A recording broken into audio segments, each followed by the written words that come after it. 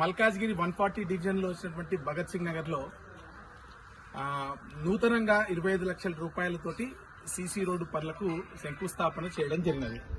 ఈరోజు బస్తీవాసులు పార్టీలకు కులాలకు మతాలకు అతీతంగా ప్రతి ఒక్కరు కూడా సంతోషంగా ఈ యొక్క కార్యక్రమంలో పాల్గొన్నారు. ముఖ్యంగా ఈ సందర్భంగా ఒక విషయం చెప్పాలనుకుంటున్నా. గత 5 సంవత్సరాల ముందు ఈరోజు 5 సంవత్సరాల తర్వాత భగత్ సింగ్ రూపురేఖలు పూర్తి స్థాయిలో మార్చగలిగినందుకు నాకు వ్యక్తిగతంగా ఒక మనిషిగా చాలా సంతోషాన్ని ఇచ్చేటువంటి అంశం. ముఖ్యంగా స్టార్టింగ్ లో ఉన్నటువంటి గ్రౌండ్ లో అప్పుడు మీ అందరికి తెలుసు, లైట్లు లేకుంటుండే, ఏం లేకుంటుండే, రాత్రి కూడా గంజాయి తాగుతుండే. దాన్ని మొత్తంగా పార్కు కింద మార్చినాం. తర్వాత బస్తీ దవాఖానా పెట్టినాం మనం అక్కడ. తర్వాత 75 లక్షల రూపాయలతో దాదాపు బ్రిడ్జి కట్టినాం గుడికాడ, రేణుకాయలమ్మ గుడికాడ.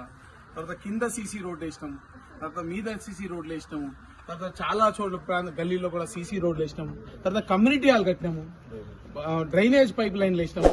ముఖ్యంగా ఇక్కడ డ్రైనేజ్ పైప్ లైన్లు చాలా వివాదాస్పదంగా ఉంటే కూడా వాళ్ళతో మాట్లాడి మిత్రులను ఒప్పించి మరి పాపం పెద్ద మనిషి ఆయన టికం గారు ఆత్మశాంతి చేకూర్చాలి, ఆయన కూడా ఒప్పుకొని ఆ రోజు మరి అక్కడ మనం అందరం కూడా అక్కడ డ్రైనేజ్ పైప్ లైన్ కూడా వేసుకోవడం జరిగింది.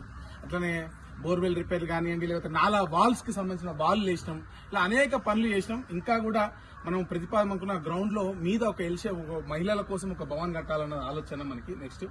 అట్లే అదేవిధంగా ఇంకోటి అక్కడ పక్కన కింద ఇంకో రూమ్ కమిటీ హాల్ ఇంకోటి కట్టాలన్నది ఆలోచన. ఈ రెండు కూడా మనము నిధులలో అంటే subsidy sub SC ST sub plan లో కూడా మనం పంపించడం జరిగింది.